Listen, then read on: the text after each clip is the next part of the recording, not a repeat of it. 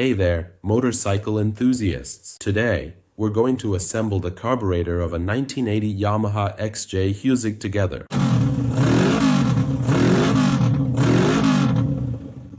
It's a Hitachi carburetor, which is pretty rare. You don't see too many of these. Yamaha used them for a certain period. Before we get started, let me show you what we'll need. I've got a repair kit here, a pretty comprehensive one, I have to say. So there's really a lot included in it. One important note, please make sure to take a quick look at the video description. If I forget to mention something or if any new info about your carburetor comes up later, I can add it there. You'll also find in the video description an email address for a professional you can send your carburetor to for ultrasonic cleaning. Also, the carburetor guy actually makes his money this way. The cool thing is, if you buy the repair kits from the affiliate links in the video description, you support our channel's maintenance and growth. Plus, you get a shop with fast delivery and fantastic reviews.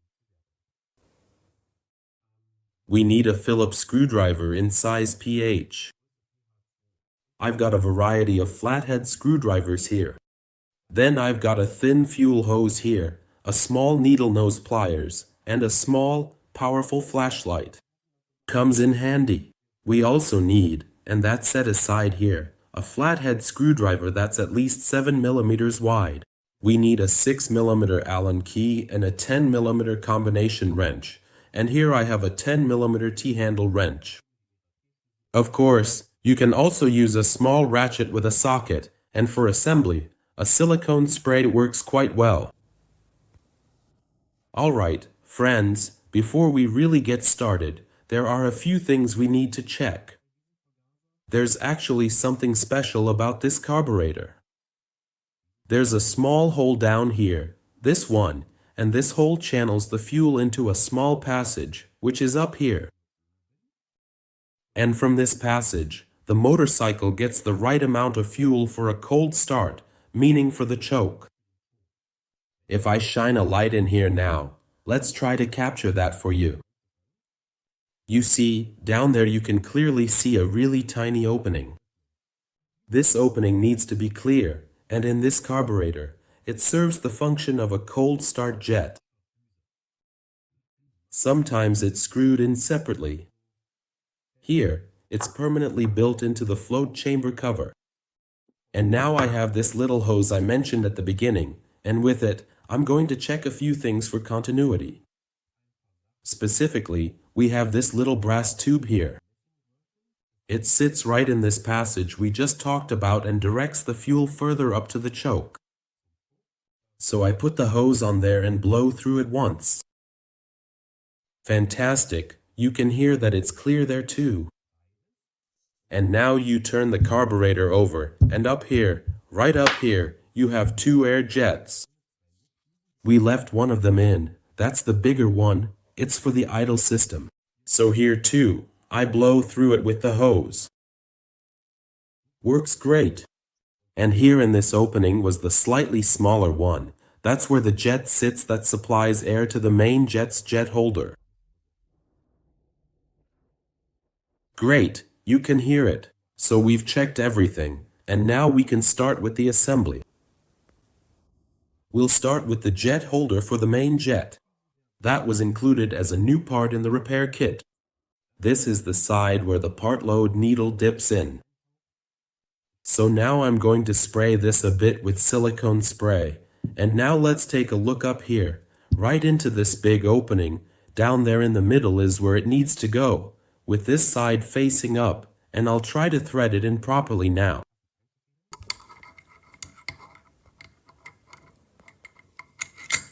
Alright, it slipped in, just press it down a little. That's what it looks like. So it's flush from here. So if you look in from this side, you can see it's perfect. It's flush, only this little tube, this small nozzle, is sticking up. And now we can turn the carburetor over and install the main jet at this point. The main jet was also included as a new part in the repair kit. If you're not sure, There are two jets up here on the top side that look exactly the same and are this wide. The larger one is the main jet, and the washer that goes underneath it is also included as a new part, and I'm going to screw that in now. For that, we need the 7mm screwdriver. Sorry, you see, it fits here properly too.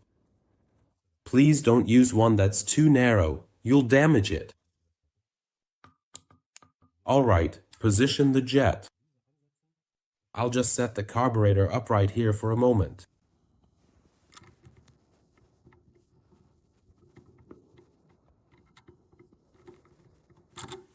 I'll move my fingers. Just a second.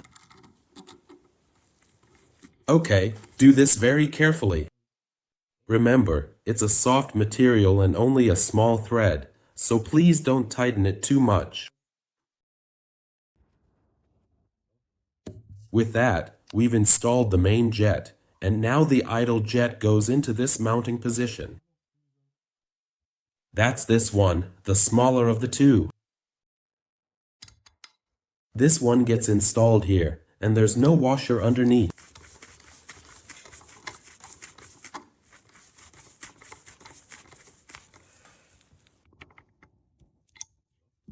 And then we'll move right on to the float needle valve. Alright folks, here we have the float needle valve, the inlet part, and the actual needle valve. The inlet part with the new screen and this small sealing washer. Let me show you again here. You can see it. It's already in place here and will be screwed in here. I've already sprayed a bit of silicone spray in here, just to make it go in more easily. I'm using a 10mm T-handle wrench here. Of course, you can also use a regular socket, but please don't use a box end wrench, otherwise you risk damaging this little tab here that holds the float. Alright, now that we've screwed that in, take the float and thread the float needle valve onto this little metal tab on the float. Okay, it's not quite working yet. Let me try again. There you go. Fantastic. And now the float needle valve needs to be threaded into the inlet part here.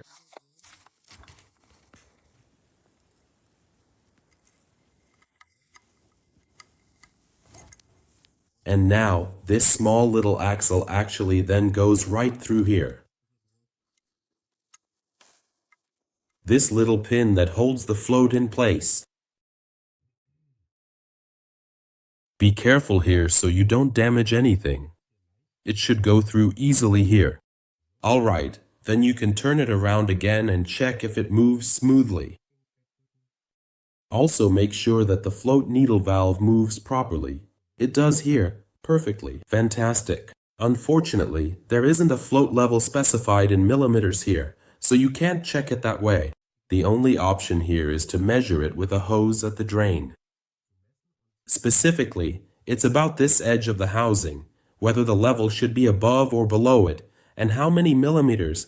I'll write that in the video description for you, so you can look it up there. I've already put in the new float chamber gasket here, so now the lid can go on. Make sure that this opening here lines up with this little tube. This is the supply for the cold start, for the choke. Make sure to put it on correctly. Now these 4 screws go in here, get tightened, and then we'll also replace the drain screw, since it was included in the repair kit. The drain screw is located down here on the float chamber. Since there's a nice new one in the repair kit, of course I'll install it here as well. Let's continue. Up here, under the diaphragm, there are 2 air jets. This large one here supplies air to the idle system, and there was a smaller one screwed in here, which brings air to the main jet nozzle holder. I left the large one in place because I thought, okay, the opening is big enough to easily flush it during the ultrasonic cleaning. And now, let me show you down here. Both jets, the larger and the smaller one, are included in the repair kit, and of course, they'll each be installed in their respective places now. The large jet is already in its place. Now I'm going to screw in the small one. I started both of them very carefully with a pointed tool. It's a bit fiddly in this recess, but you'll manage it. Let's continue with this molded part here, which sits down here and covers the two jets. The third opening there is threaded, and that's where this screw goes. I'm going to take it out now. That makes assembly easier. So first, I put the small metal plate in place here.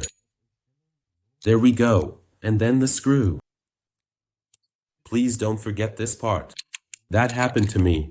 I already had the slide with the diaphragm in and the cover on, and then I realized, oh right, this cover still needs to go on. Alright, tighten the screw, and then we'll continue with the choke. Let's move on to the choke. I usually do that at the very end. But in this case, it's easier if the cover isn't on yet. And here, there are two options. We installed this little rubber piece in the assembly video to access the hex nut. You can either install it beforehand, but then you'll need a very, very slim open-end wrench that can still fit in between here. With this one, it's already a tight fit. That's one option. The other option is to assemble it completely without the rubber piece for now. That's what I'll do now. This is where it belongs. I've already sprayed a bit of silicone spray in here. So, if I assemble it without the rubber piece, I can just use, I've got a T-handle here, but of course you can also use a small socket, and I can easily assemble it here. But now it's harder to put the rubber piece on afterwards. It has to go into this little groove here. I'll show you again. Look, here we can see it right here. There's a little groove here. You can see it really well. And the rubber has a special edge for that, and it needs to fit in there perfectly. There, you can see it. It has to go in there. Here's what I'll do. I'm going to warm up the rubber a bit in boiling water so it becomes more flexible, and then I can mount it here more easily. As you can see, the rubber is on. Unfortunately, you couldn't see how I did it, because I was swearing loudly and saying a lot of inappropriate words, so we decided not to show that part. And I also realized that I forgot to mention something. The spring on the jet here is the old one, but a new spring was included in the repair kit, so now of course the new spring is installed. The next step is to continue here with the idle mixture screw. I've laid everything out for you again, piece by piece. This is the screw itself. After that comes a spring, a washer, and an O-ring. These three parts were also included as new in the repair kit. Of course, I'm going to use the new ones, and now I'll put them together first. This is what it looks like when assembled. So again, screw, spring, washer, and O-ring. And now this will be installed here next to the choke. And I've set the carburetor up right here so that I can mount it horizontally, just in case something slips off. It won't just fall somewhere it doesn't belong. I'll include the basic setting for the mixture screw in the video description for you. So, you screw it in all the way until it stops. Please do this carefully. It's just a small screw, and you don't want to damage the tip. You screw it in all the way, and then turn it back out the specified number of turns. Let's continue with the slide and the part load needle. This here is the old part load needle. The repair kit included a new one, and the spring was also included. Of course, I'll be installing those. So, here we have the slide, and at the bottom of the slide there's a large opening. Great. That's where the part load needle goes, along with this plastic washer here. I need to check again to make sure I can grip it properly. There we go. It actually worked much better with my own fingers, which is quite interesting. And in order to keep it from accidentally slipping out of its proper position, we have this specially designed plastic piece right here, complete with a very functional spring mechanism. Bless you, my friend. Alright, this gets put in place here. I can hold it in place and secure it with a 6mm Allen key. Carefully put it on. Don't damage the plastic threads.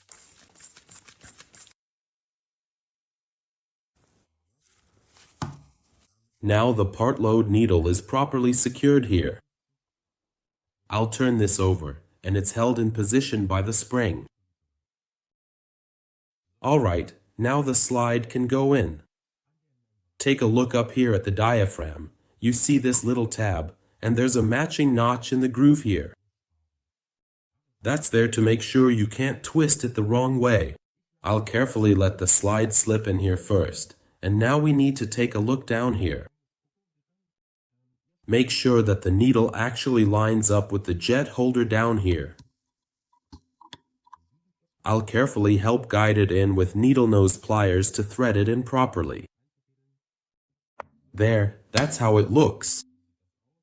And now I'll position the diaphragm up here. The edge of the diaphragm needs to fit into this groove here. It's a bit fiddly. Take your time.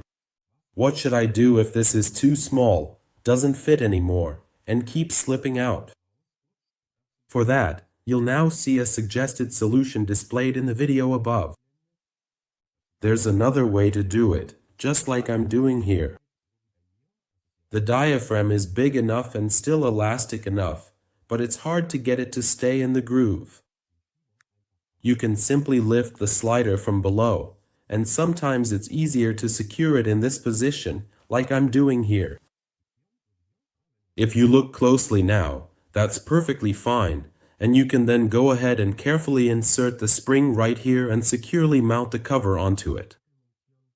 The cover has a slant, and that slant should face the air filter side.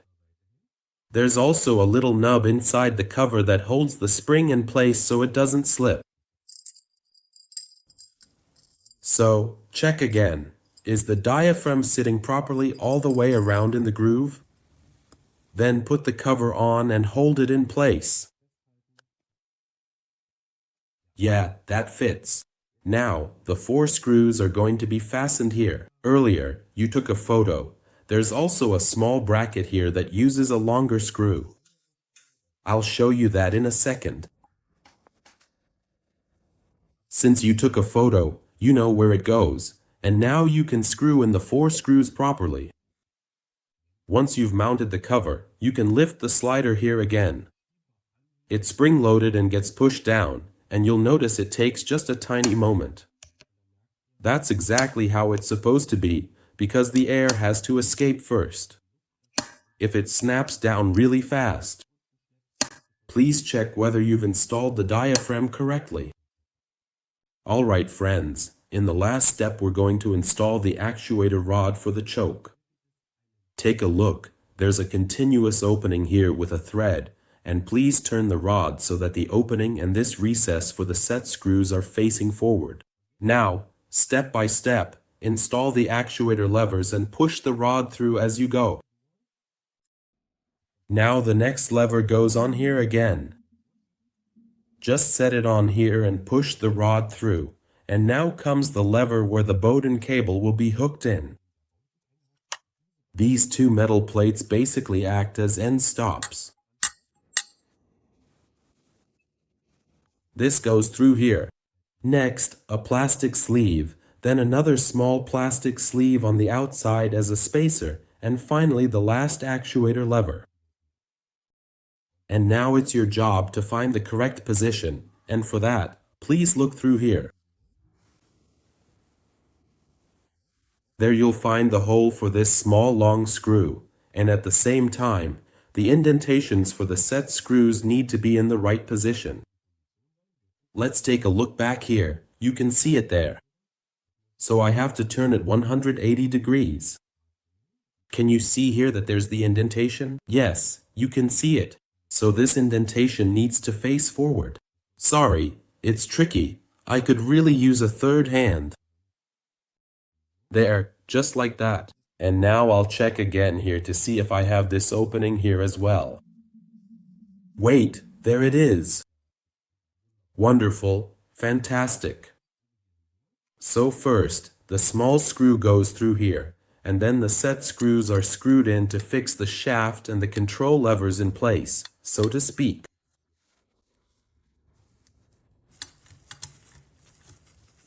Alright, look, I'm tightening the last one for you here.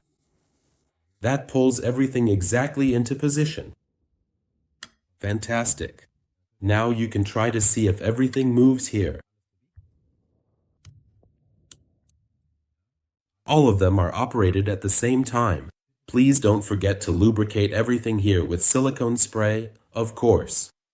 Just as important is the throttle shaft. So I basically spray a little bit everywhere here and then move it, and that way it can run into this felt seal. Of course, do the same from the other side. That's just a tip for you. Alright, then we're done. I hope you enjoyed it, that it helped you, and I'd appreciate a thumbs up and, of course, a subscription from you. Wish you lots of fun with your project and see you in the next video. Ciao, ciao.